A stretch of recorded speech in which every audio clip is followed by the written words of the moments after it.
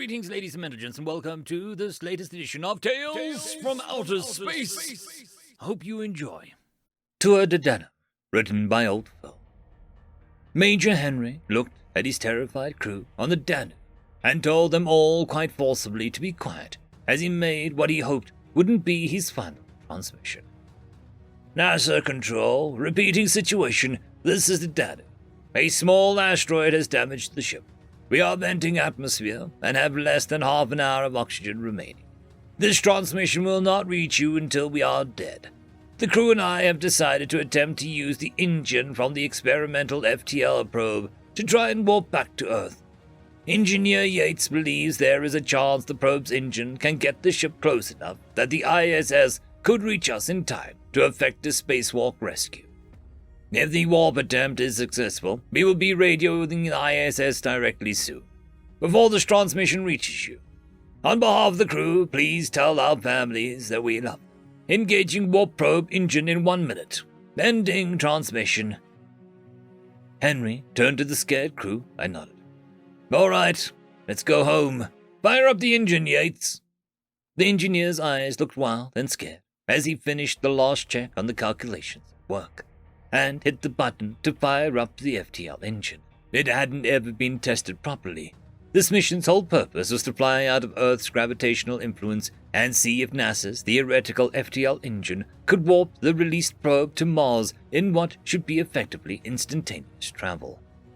The engine spun up and the crew double-checked their suits, prepared for the rescue.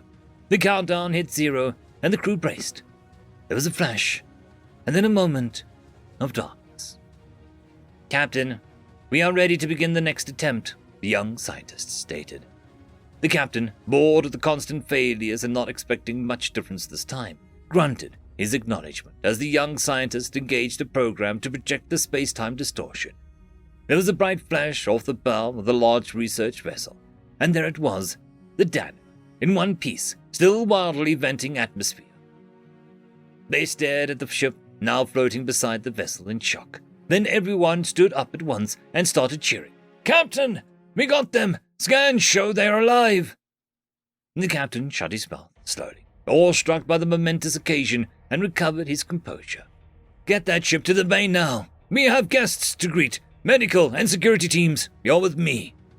The captain rushed from the bridge towards the docking bay with a wake of far more people than he invited following him, as a tractor beam brought the Danube safely aboard the large vessel. Their vision and hearing came back as their heads swam. Major Henry looked around at his crew and the perplexed engineers staring out the window. Status, Yates! Can you see the ISS? Where are we? Did it work? Yates never took his eyes off the portal, the window to space, as he slowly said, I don't think we're anywhere near the ISS, sir. Or Earth. What do you mean, Yates? What are you talking about? Major Henry unbuckled and glided over to the window beside the engineer. As the major looked out the window, his jaw dropped too. Yates put his hands on Henry's shoulders and said, 3 things I notice. The 2 big-ass stars over there lead me to believe that we're in another star system, and I'm pretty sure that big-ass alien ship over there doesn't usually hang around Earth either. The whole crew rushed to look at the massive ship, clearly alien. A dull blue beam extended from the giant vessel and started dragging their ship, the Danube, towards them. A large hangar door opened on the side of the ship, as the Danube's crew could only watch, completely awestruck. Their ship was pulled into the hangar, and slowly, gravity was felt by the crew as they set their now weighted feet on the ground for the first time in months. Sir, I have a few more reasons to believe that we aren't anywhere near Earth. Yates pointed out another portal, where the major saw a good 20 alien beings approaching the Danube. Crew, I know you are scared, Hal. I'm terrified. But get on your game faces. We're about to make first contact with alien life. Let's make humanity proud.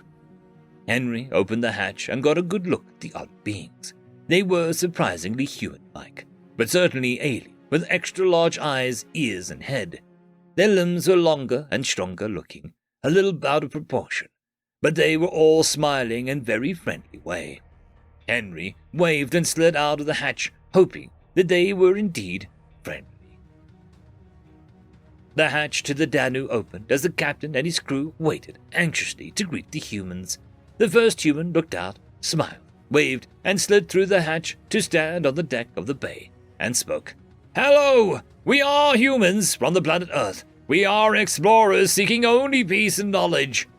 The crew behind him exploded in cheers and shouts as the captain smiled at his crew and waved them to silence. "You must be Major Henry. I am Captain Jacobson, commander of the science vessel Arcades. Do any of your crew require medical attention?" Major Henry shook his head. "We are most excited to have you and your crew safely on board. Welcome back to space-time. You must have many questions. Let's go to the conference room. We have a lot to talk about." The crew behind the captain cheered, shaking hands and hugging, stepping forward to greet the humans with excited handshakes. "Everyone," Captain Jacobson shouted, "please let our honored guests through. If you will follow me, please. Crew of the Danu." The captain walked out the bay into a hallway with the Danu's crew scrambling behind, asking questions excitedly. The alien captain led the Danu's crew into a small conference room and invited everyone to sit down. "Now, Captain, what is going on? Where are we? Can you help us get home? How do you speak perfect English?" Major Henry asked without preamble. "We were going to launch an experimental warp travel probe and had to use the probe's engine to try and save yourselves, yes. We are quite aware. We've been trying to rescue you for a long time, Major. A very long time." The alien captain took a deep breath and let out as a sad-sounding sigh. "Your story is very well known, and I am afraid I must deliver you some news that you will find shocking. Your attempt to use the probe's engine to quickly return to Earth was not exactly successful, obviously. The probe's engine did successfully pull you out of a three-dimensional space, but your science's limited understanding of interdimensional travel meant that you were pulled out of time as well, with no way to return to it." The captain looked truly sad as he spoke to the crew of the Danu. "You stopped existing in what you understand as space-time. You were lost. You were lost for a very long time, I'm afraid." The Danu's crew all looked at each other in shock. "What are you saying, Captain?" "You were the first humans to leave the three spatial dimensions. Getting you back was thought impossible, and you were lost for all that time. We've never stopped trying, though, Major. I'm afraid you and your crew have been lost to time and space for 10,000 Earth years." "Hold on.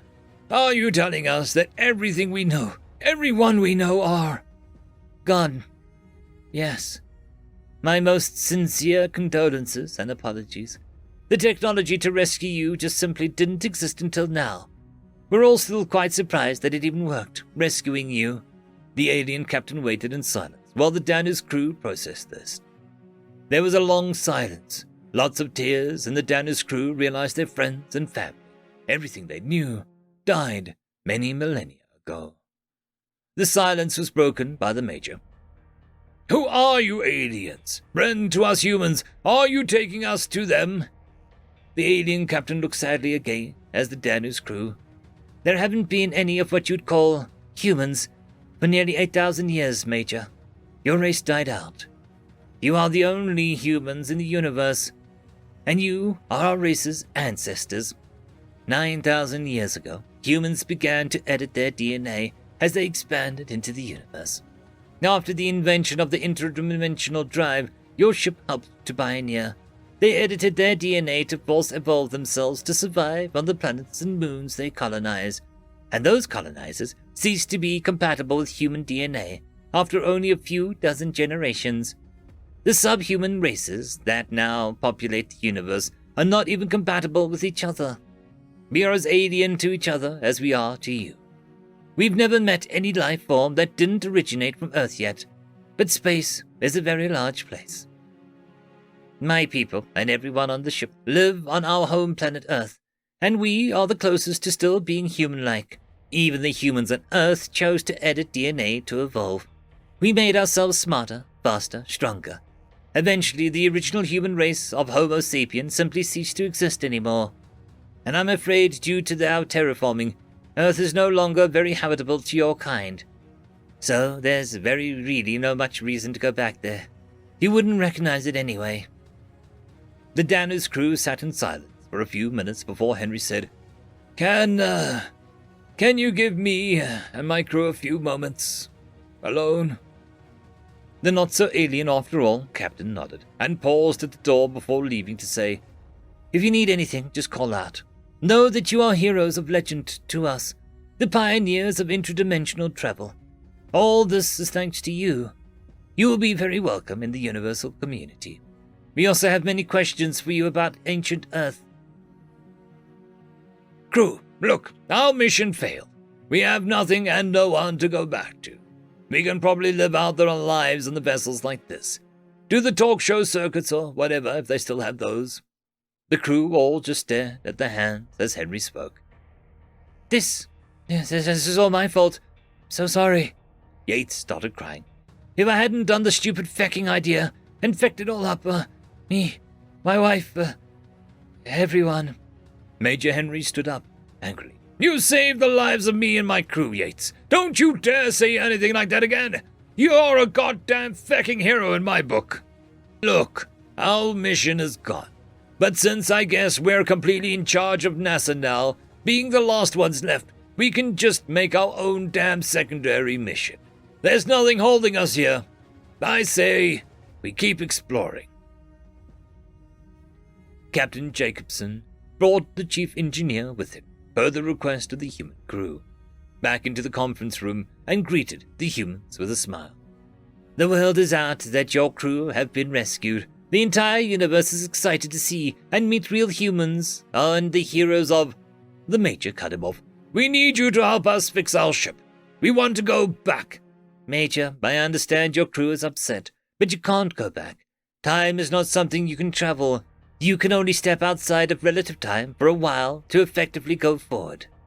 I know that, Captain. Of course, when I was a kid, I knew that going from one place to another faster than light was impossible too. And yes, we do want to go back to our time. But I mean that we want to go back to where we were, frozen out of space and time. Say for another 10,000 years. Your descendants can get us back out again then, or whenever time travel is possible. My crew and I have decided unanimously. We apparently pioneered interdimensional travel. Why shouldn't we pioneer time travel as well? Major Henry stood up, and his crew stood up with him. Our home just isn't here, Captain. Maybe it's 10,000 years from now, and we'll just end up settling there if time travel is indeed impossible. Maybe. Or maybe we'll just keep going forward just to be the ones to do it. Just to see what becomes of the universe. The captain stood up as well and turned to his engineer with a nod. Please give our friends any assistance they need. Back in space. Sir, the Dano is ready. The program is locked in. The probe's engine is ready to fire. Waiting on your command. Yates and the rest of the crew sat expectantly, looking towards Major Henry. Major Henry buckled himself into the command chair and addressed his crew. To go where no one has gone before. I always loved that line from the show's opening. But space is no longer the final frontier. So let's see what the future holds. Yates, engage. The bright flash of light echoed in their retinas as the crew shook off the feeling of vertigo. They had lost count of the number of times that they'd leapt forward in time and been rescued time and time again by increasingly strange-seeming aliens. But this time was different. There was no ship outside waiting for them. A glowing ball of light floated just outside of the Danu, pulsing as it spoke directly into their minds. Welcome back to space-time, crew of the Danu. You've been gone a very long time. We understand you would like to go home. Well, that is impossible if you're brave enough to face the risks of some rather experimental technology involving the multiverse and infinite possibilities. We believe we can help. Epilogue. The crew on the ISS were hard at work conducting experiments when there was a bright flash of light out of the starboard side. The commander looked out of the portal and grabbed the radio just as a familiar voice came over it, asking what year it was. End of story. I would quickly like to thank the T5 channel members and Patreons. Caspar Arnholtz, Cam Maxwell, Barky, Lord Azrakal, It's Difficult to Pronounce, Dragzoon WRE, Holly's Sister, Arcadian. Thank you very much.